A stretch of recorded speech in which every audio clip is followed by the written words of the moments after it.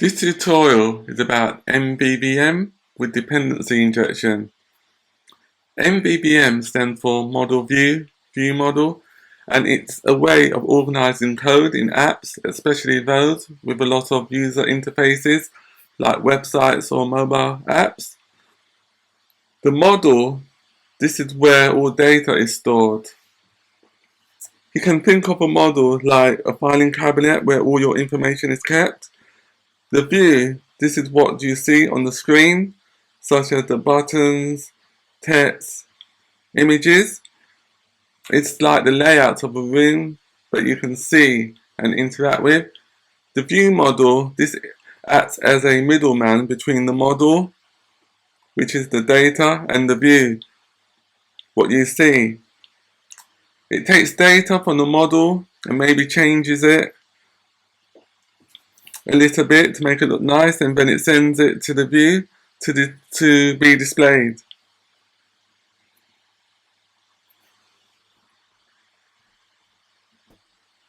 MVVM helps to keep the data part of your app separate from the visual part, making it easier to handle changes and to fix bugs and to perform updates within the application, such as new features. To populate the data for the app, we'll be using dummy json.com/products, as seen here. This is the URL, the API. The attributes that we'll be extracting for this application, it includes the following keys, which are ID, title, and the thumbnail. The thumbnail includes the image, the product image that was seen earlier within the list. So with the JSON includes a product array of dictionaries, which is on line 2. And the dictionary includes ID, title, and description, and price, stock, brand, and category, and also images and thumbnail.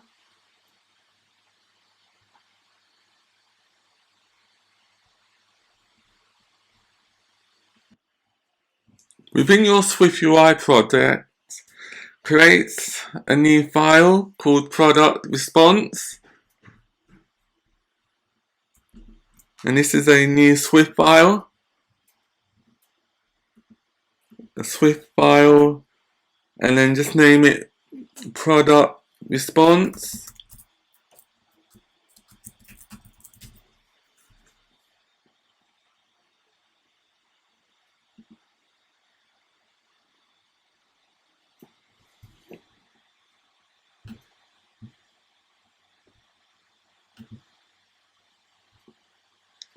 And then the next thing we need to do is to add our attributes to the product response.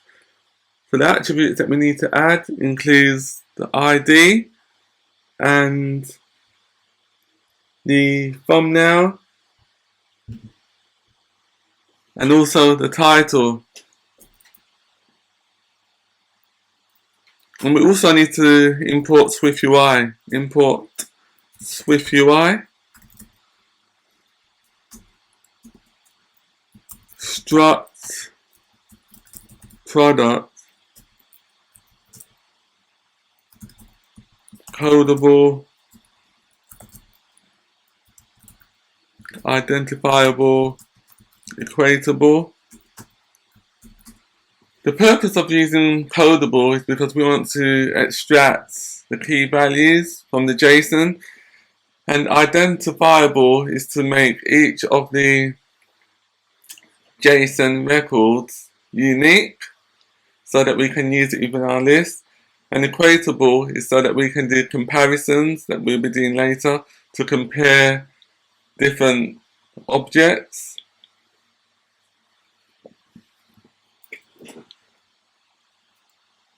The attributes or the variables that we need for the structs includes var ID, which is int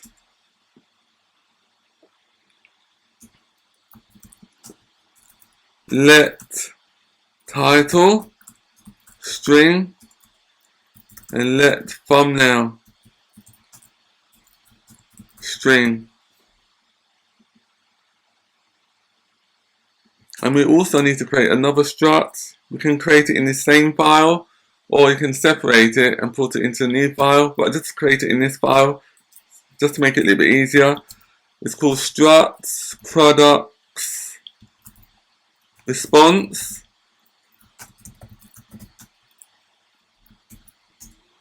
And product response will contain an array of products. Let products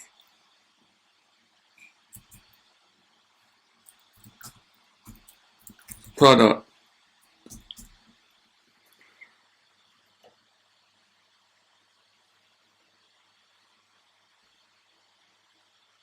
I'll just compile it now just to make sure that it's correct.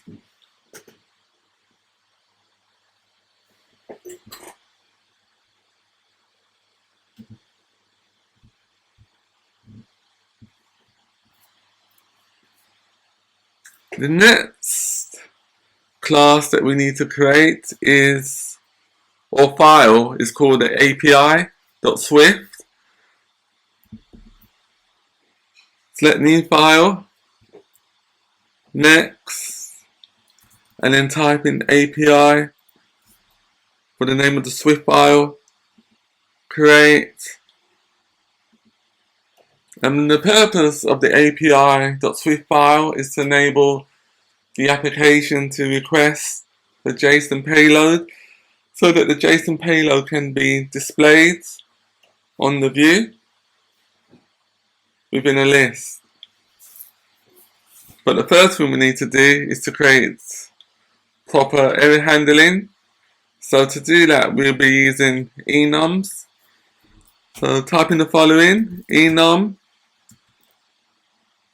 Oh yeah, we also need to import SwiftUI. Import SwiftUI enum fetch error.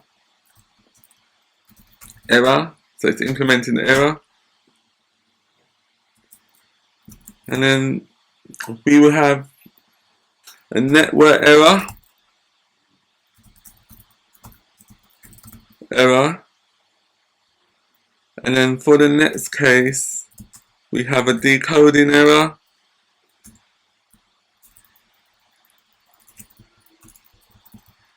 A decoding error, which is error. And the final case is bad URL.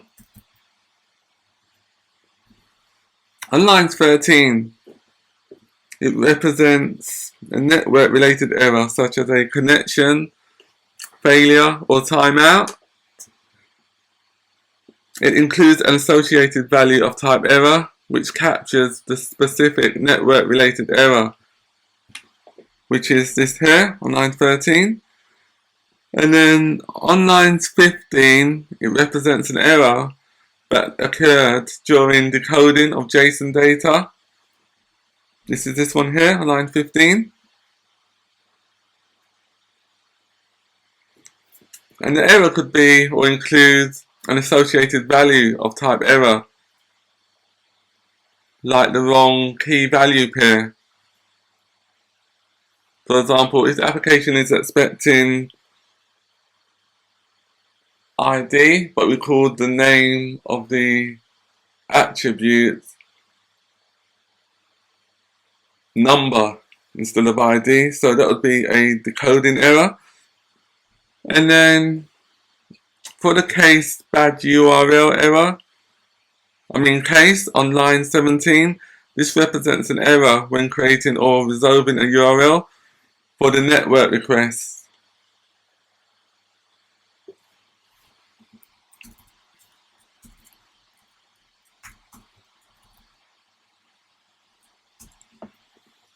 The next thing we need to create is another enum.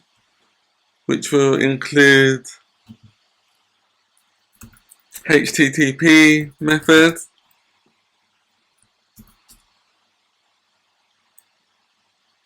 and the cases that we'll be using is case get,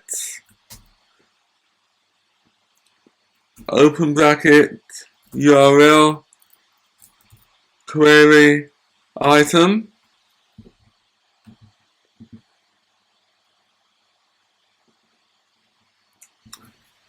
and on line 19 this represents a GET request with optional query parameter.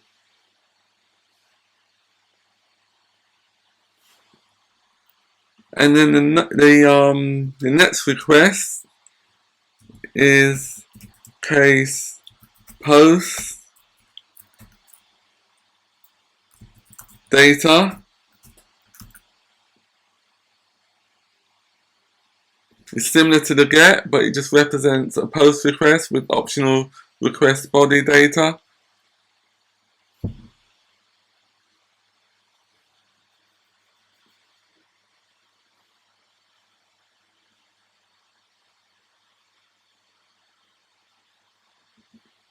And now we implement a computer property to return the name of the HTTP method as a string.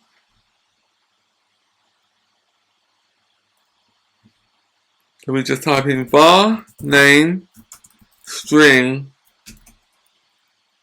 switch self case.get return get case.post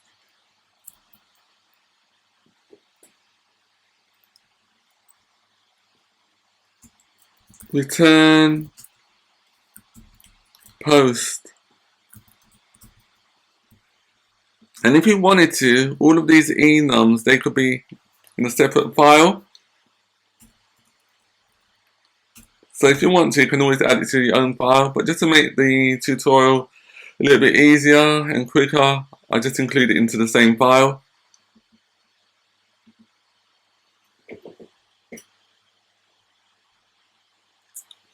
We also need another struct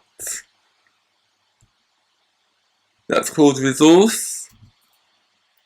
Struct resource T is a generic codable.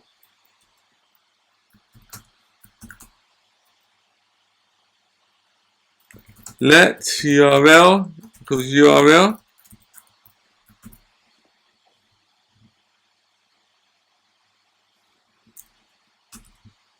And that's the URL of the API that we saw earlier. Var methods HTTP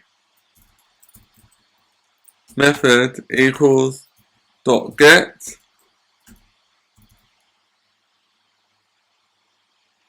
and this is a HTTP method to use for the network request.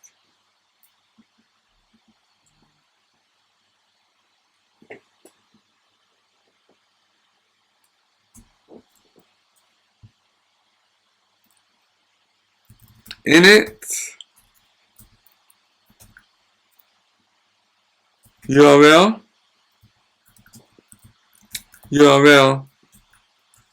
equals to nil,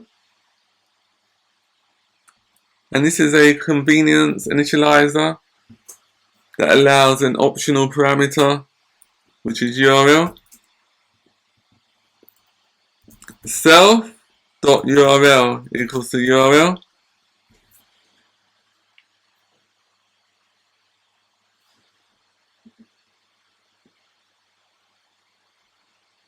And this struct could also be within a separate file as well. And it's best to put it in a separate file because it makes this file shorter. And then the next thing we need to type in or create is the class API. So just type in class API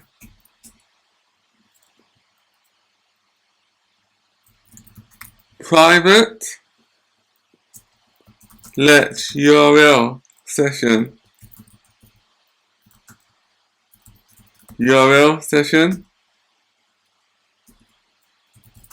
init.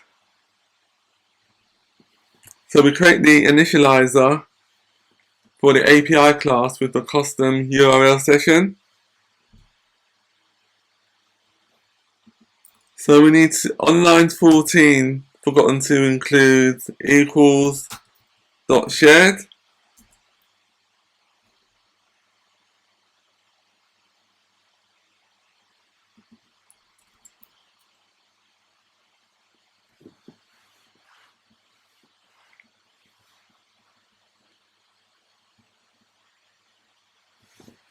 Next thing we need to do is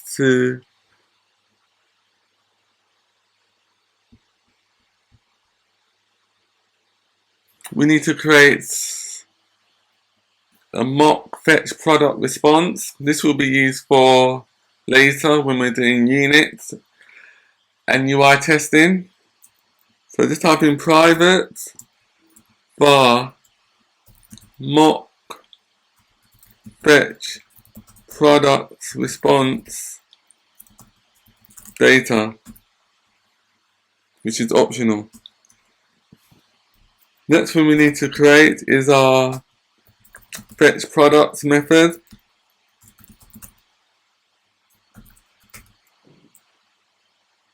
That accepts a generic, which is codable.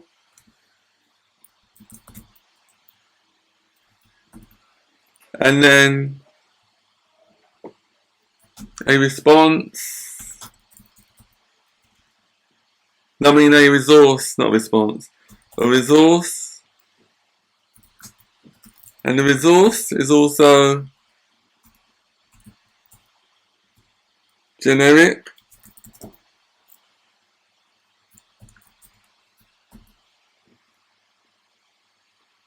And then, because it's doing a network request, we need to return asynchronous and asynchronous throws, just in case there's an error. So just type in async throws and return a generic error T.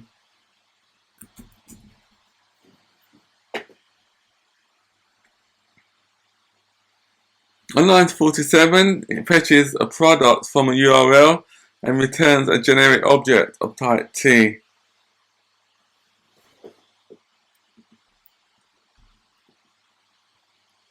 Our throws needs an S at the end on line 47, so there should be an S at the end of throws.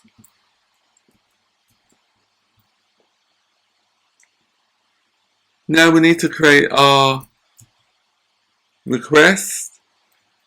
Var request equals URL request. URL resource.url. If it's nil,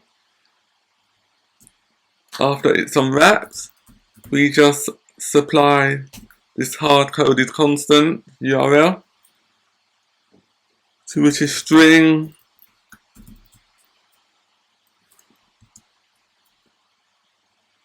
https dummy.json.com products.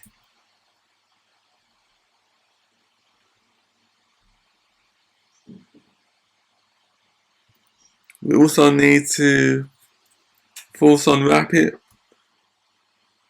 there. It should be false unwrapped. Although we should really do safe unwrapping.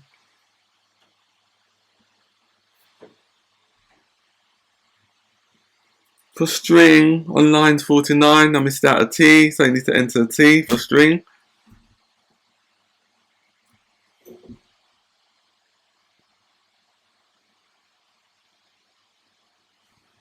And the next thing we need to do is to configure the request based on the HTTP method for get or post.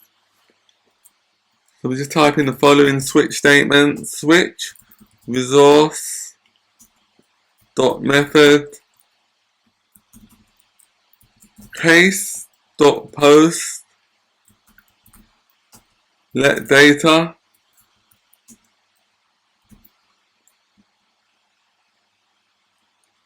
request dot http method equals resource dot method dot name.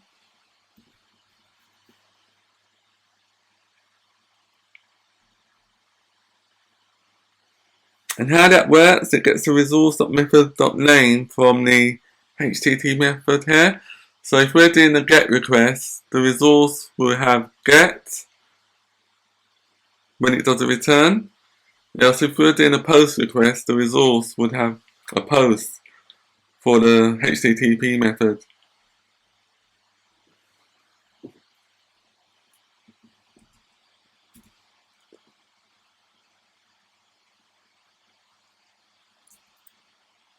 Then we need another request .htt body equals data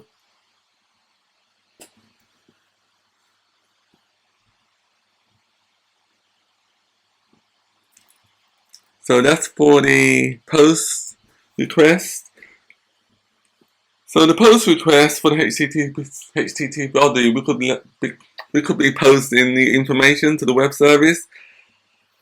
Like for example, posting a new product that includes a product name and an image. So for the get resource, we need to implement that now. So case.get let query items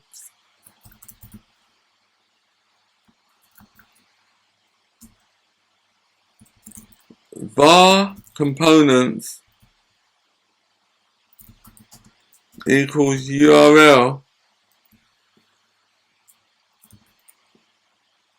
components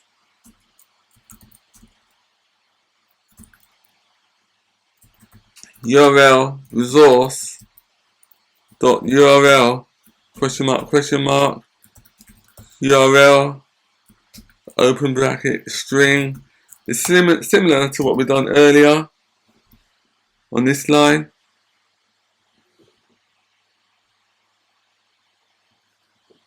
It's a little bit similar. So we just copy and paste the URL.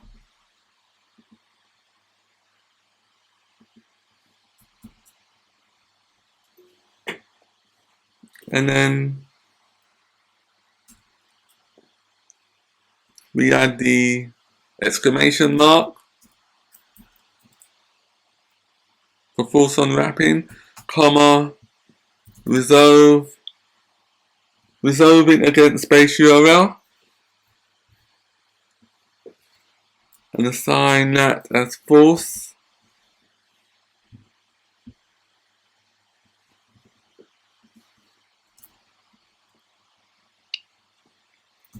Next we need to enter components, query items is equal to query items.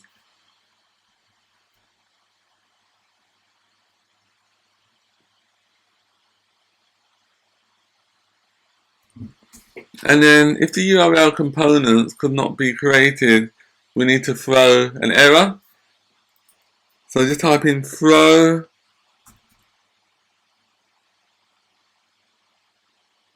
now we need to create a guard statement first. Guard let URL equals components question mark dot URL.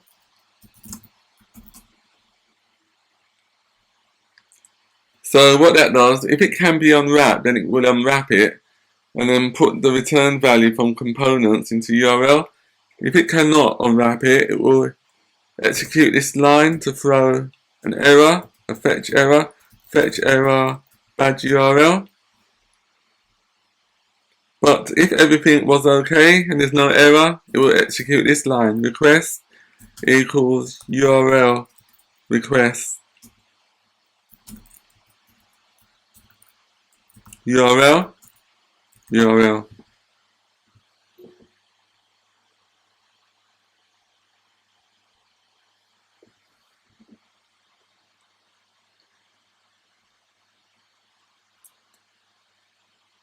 The next thing we need to do, after line 62, enter the following: let configuration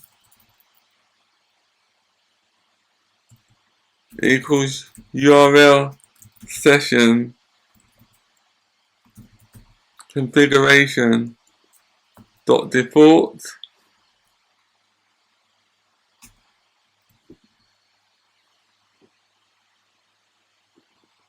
And then we need to add default headers such as application.json.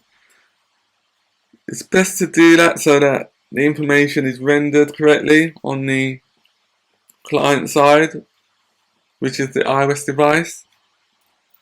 Configuration dot HTTP, additional headers,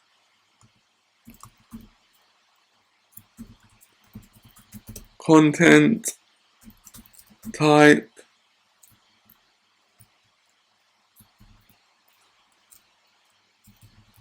application /JSON. Oh, this is incorrect. The quote should be here, and then the next quote should be after the colon, which is here. Yeah, because we're working with JSON, we need to assign it as application.json. I spelled application incorrectly.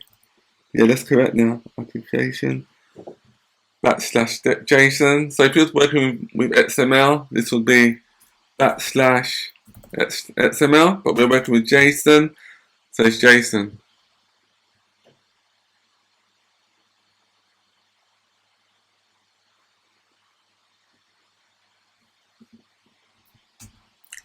Next, we need to type the following: let session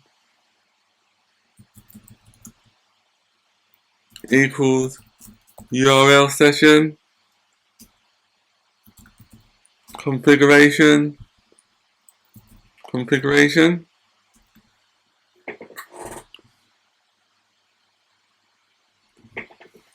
And now we need to type the following, which enables the network request to be performed asynchronously. So just type in let data response equals try await session dot data for request.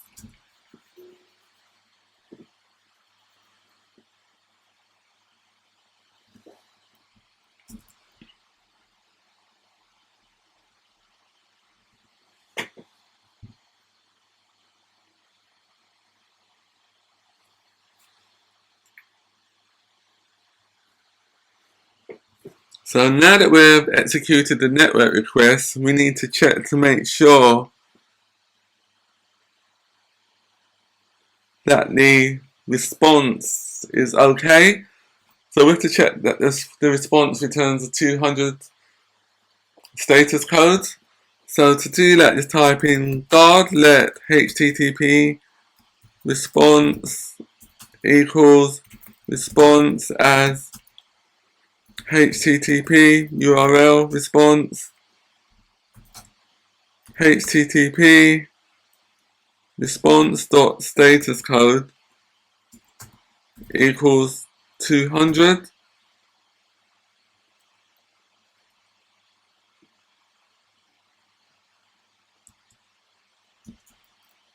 Else So on line 70, just wanted 200. Yeah, that's good. Else, an error happens, so we need to throw the error to the caller. Fetch error dot network error. So this error would be called to the view model, not to the view directly, because in this tutorial we're using pure MVVM.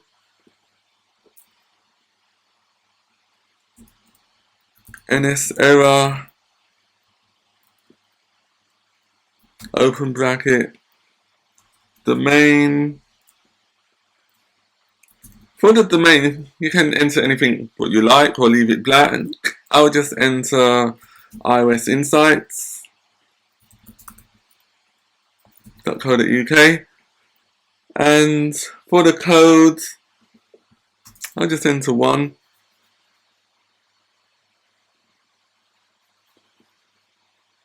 And then comma, user info. For the user info, I just state which network error happened or which error happened. NS localized description key. NS localized description key. So this will be a network error. As I said earlier, we can have network errors or decoding errors, but this is a network error. So for the label, we just state it as network error. And we need a colon here as well.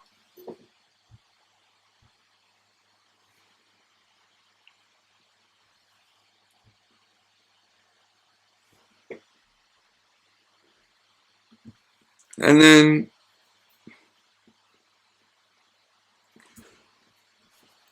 we need to create a JSON decoder so that we can retrieve the key value pairs from the JSON. So just type in decoder equals JSON decoder. So we create a new instance of the JSON decoder, and we need to catch and handle the errors that could happen. So we have a do catch block.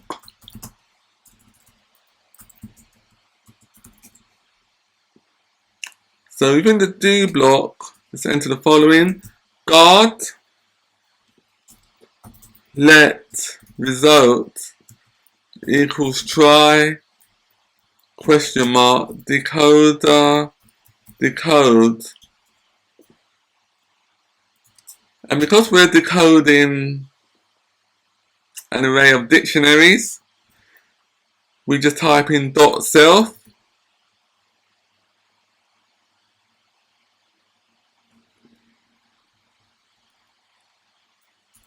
data.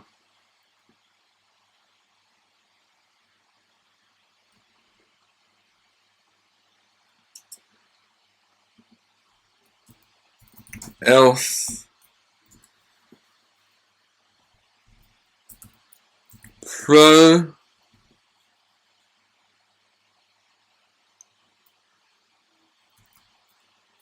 fetch error dot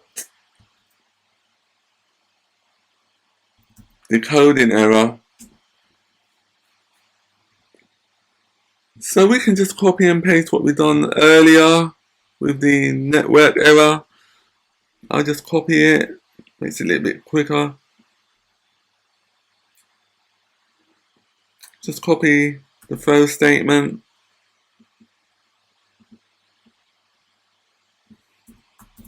And then for the user info, just change it as decode error.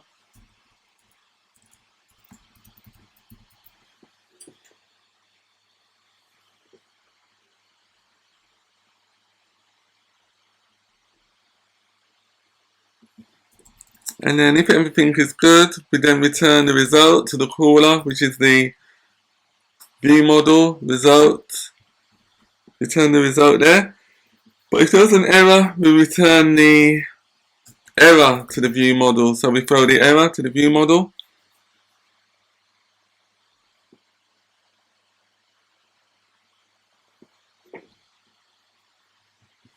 And now let's compile it just to see that it's correct.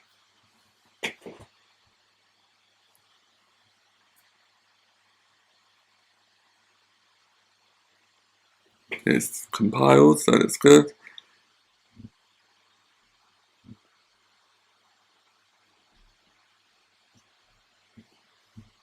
So the next function we need to do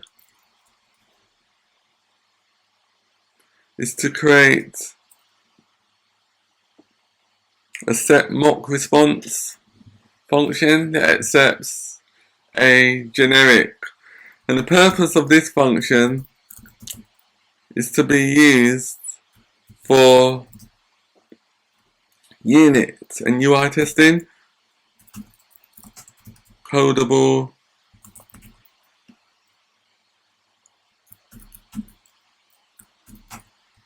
response T. Let encoder equal to JSON encoder.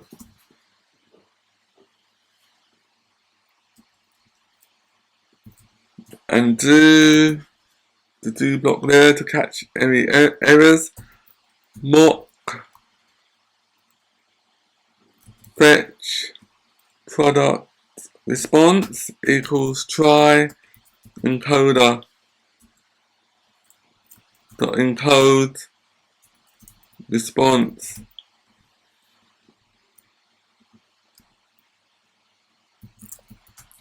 Catch, just to display any errors that might happen.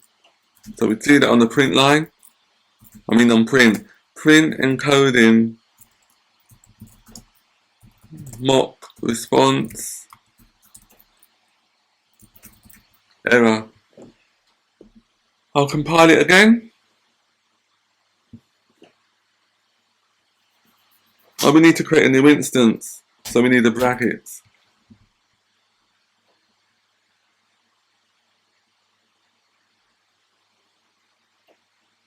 I'll compile it again. Cannot find.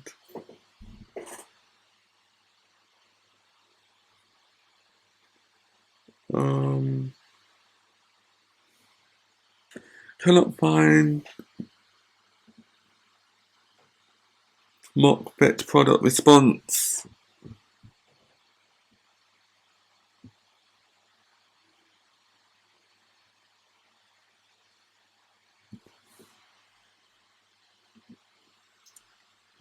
Oh, there's an error on lines 95. Let me see if this has been defined. But it should be mock fetch product response.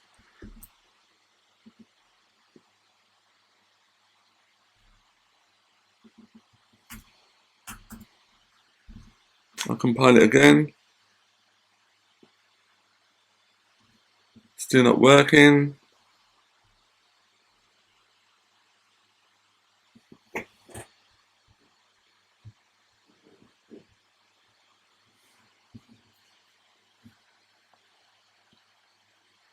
And let me take the private out of it. Don't know why it's not working. Take the private out, see if you can see it now. Still doesn't work.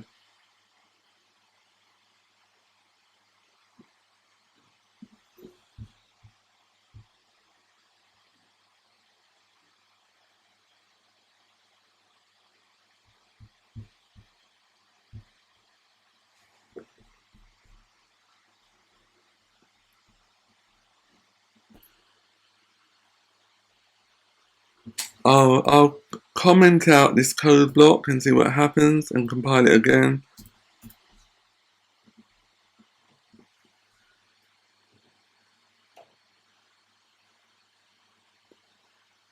I think I know what it is now. I think this method is being defined outside the class. So I've done it accidentally. I need to move this within the class.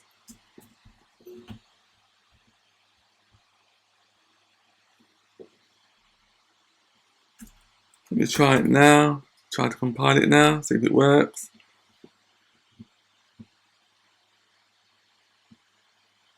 Yes, it's working now. Or it's compiling now. And this, reset it as private.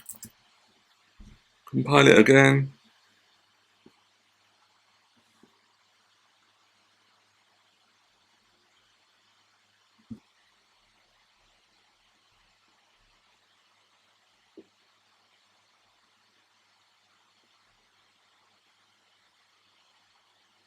Next week, we'll be implementing the view models to enable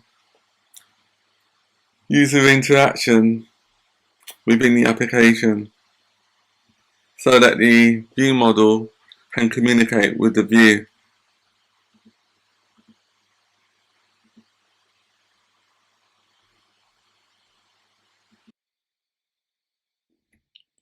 Thank you for joining us.